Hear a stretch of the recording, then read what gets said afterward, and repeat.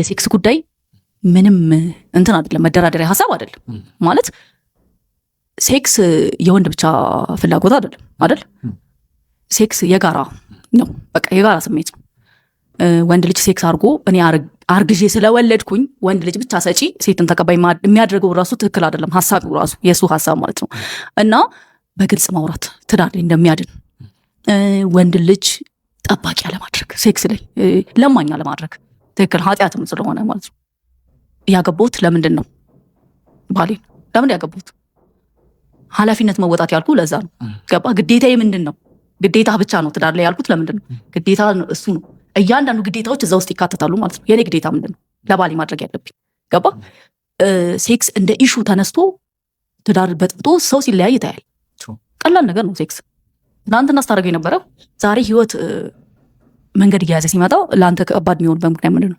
በግልጽ ስለ ሴክስ ጉዳይ ማውራት ወይ ደግሞ ሴክስን ወንድ ልጅ እንደ ጠባቂ አድርጎ ማሰብ የሴቶች ድክመት ነው ብዬ ነው ማስበው። እሱ በጣም ብዙ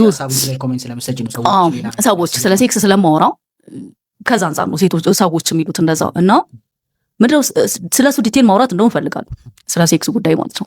በግልጽ ማውራት ያስፈልጋል። ትዳር ውስጥ ቦርደር የሚባል ነገር የለም። ትዳር ውስጥ ምንም የለም ቦርደር። ግልጽ ማውራት አለብህ፣ ራስ መጠበቅ አለብህ። ግልጽ ሴክስ ንጽህና ይፈልጋል። ሰው ንጹህ ሰው አሁን ንጹህ ሰው ሲሆንና የሆነ ጠረን ሲኖርህ አንድ አይደል። ጠረንህ ጭምር ንጹህ መሆን አለበት ለትዳርህ። ይሄ የሴት ብቻ ጉዳይ አይደለም፣ የወንድም ሚስትህ አንተ ጥሩ ነህ ጠረን ከሌለህ መናገር አለባት በግልጽ። ባሏን በቃ ጥሩ አይደለም ውሃ ነው የሚያስለቅቀው። እያንዳንዱ እዚህ ምድር ላይ የሚመጡ ጠረኖችን የሚያስለቅቀው ምንድን ነው? ውሃ አይደል? ሚስትህም እንደዛ ብትሆን ጥሩ ጠረን ባይኖራት በግልጽ መናገር የለብህም። በእኛ ሀገር ካልቸር ግን ከባድ ነው። ለምሳሌ ሌላ ቦታ ዩኒቨርሲቲ ማድረግ ይቀለዋል። ለምሳሌ ንጽህናሽን ጠብቂ ብሎ አንድ ባል ከሚል ሌላ ሴት ጋር ሄዶ ቺት ቢያደርግ ይቀለዋል። ግን ለምን እሷን መስማት የምትፈልግ አይመስለኝም እኮ። መስማት አለባት። እሱ እኮ ነው። አዎ መስማት አለባት። በቃ ጥሩ ጠረን ጥሩ እየሸተትሽኝ አይደለም፣ ምንም እንትን ኃጢአት የለውም። ኦፍ ኮርስ ለምን በቃ መታጠብ ነው። ውሃ ነው የሚያጸደው ሰው። በቃ ተነሺ ታጠቢ፣ ተነስ ታጠብ ማለት ነው። ኃጢአት አይደለም። እዚህ ድረስ ሰው ዲቴል መነጋገር አለበት ግልጽ። ምክንያቱም መጥፎ ጠረንን መታገስ ሰውን እንድጠላና እንድሰለች ያደርጋል። መጣብኝ ወደ ማለት ገባ። አዎ መሰላቸት ይመጣል። በግልጽ እንደዚህ አይነት ነገሮች ላይ ማውራት ይፈልጋሉ በግልጽ። በጣም ብዙ ሰዎች ይገጥሙኛል በስራዬ፣ ብዙ ሰዎች አገኛለሁ። እኔ ብዙ ሰዎች ጋር ስለምገናኝ አወራለሁ፣ ማውራት እወዳለሁ። በተለይ ስለ ትዳር ጉዳይ እያንዳንዱ የትዳር መንገድ ሰውን ያስተምራል። ለምሳሌ አንተ ስለ ትዳር የምትሄድበት ሙሉ በሙሉ ትዳሬ ላይ ባልተገብረውም ግን መንገድ ይሆነኛል፣ ትማርበታለሁ። ስለዚህ እሰማለሁ፣ አዳምጣለሁ። እና ከብዙ ጊዜ የተፋቱ ሰዎችን እሰማለሁ።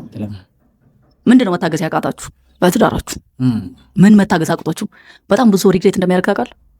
ይጸጽታል። አሁን በጣም ብዙ ሰዎች በጣም አንተን ሲቀርቡ እውነቱን ይነግሩሃል። በጣም በዲቴል ስታወራቸውና ብዙ ሰው አረ እኔ ሰስቴ ምናምን ይላል። ፐብሊካሊ ደስተኛ ይመስሉት ነው።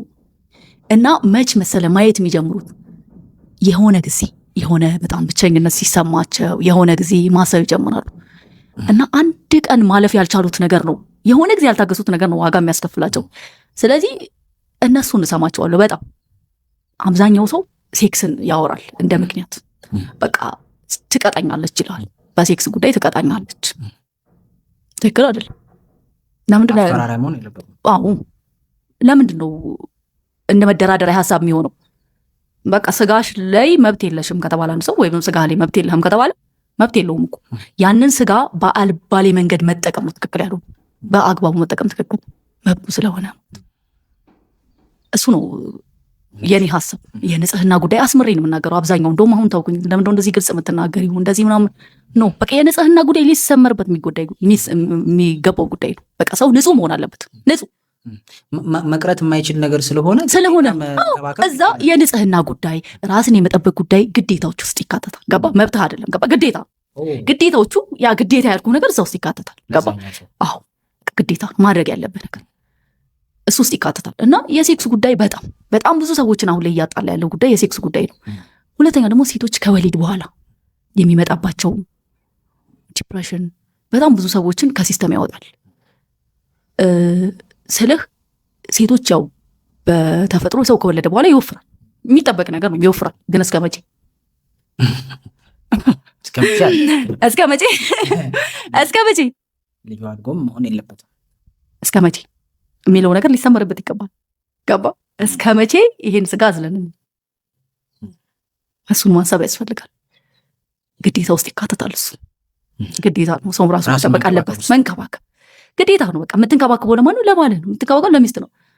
እኔ በተፈጥሮ ወፍራም ወንድም አልወድም ማለት ዝርክርክ ያለ ወንድ አልወድም። እግዚአብሔር ይስጠው። ባለቤቴ በጣም ጠንቃቃ ነው፣ ስፖርተኛ ነው። በጣም ነው የምወደው ሰውነቱ፣ በጣም ነው የምወድለት። ማለት ራሱን የሚጠብቅበትን መንገድ፣ ንጽህናውን የሚጠብቅበት መንገድ እና የሰውነቱን ለእኔ ጠረኑን የሚጠብቅበትን በጣም ነው የምወደው። እኔም እንደዛ ግዴታው ነው ለእኔ ሲል ቆንጆ መሆን፣ ለእኔ ሲል ቆንጆ መሆን ግዴታው ነው። እኔም ለሱ ሲል ቆንጆ መሆን ግዴታ ነው። ስለዚህ ስጋህን ተሸክመህ የምትሄደው እስከ መቼ ነው? እያንዳንዱ ጥሩ ሰውነት ያለው ሰው ለፍቶ ነው የሚያመጣው። ስለዚህ ከመሬት ተነስቶ ጥሩ ሰውነት አይኖረው ማለት ለፍቶ ብዙ ነገር ትቶ ነው። አዎ ብዙ ነገር ትቶ ነው። አዎ ያማረ ስፖርት ሰርቶ ምናምን ነው የሚያመጣው። እስከ መቼ የሚባለው ነገር ተዳዴ ሊሰመርበት ይገባል። እና ወንድ ልጅ ወይም ሴት ልጅ ያንተን ሰውነት የመቻል ግዴታ አለበት ብዬ አላስብም። በጤና ጉዳይ የመጣ ጉዳይ ካልሆነ በስተቀር በህመም ጉዳይ በጤና መቃወስ የመጣ ጉዳይ እሱ ኮንሲደር ይደረጋል። ግን በእኔ ስንፍና የሚመጣ ጉዳይ ኮንሲደር አይደረግም። በእኔ በኩል ነው ግዴታው አለመወጣት ነው። ግዴታ ስንፍናም ነው። ስለዚህ ሴቶች ከወለዱ በኋላ ባል ግዴታው ምን ኃላፊነቱን ተወጥቶ የሚወዳትን ሚስቱን መመለስ። የዛ ጊዜ ነው የብዙ ወንዶች ወደ ሌላ ከመሄድ ይልቅ እሷ ላይ መስራት፣ እንቅስቃሴ እንድታረግ ማድረግ፣ ማበረታታት። ትናንት ቆንጆ ነበረች ሲያገባት፣ ሰውነትን መጠበቅ፣ ጠረንን መጠበቅ በቃ ግዴታዎች ናቸው እነዚህ።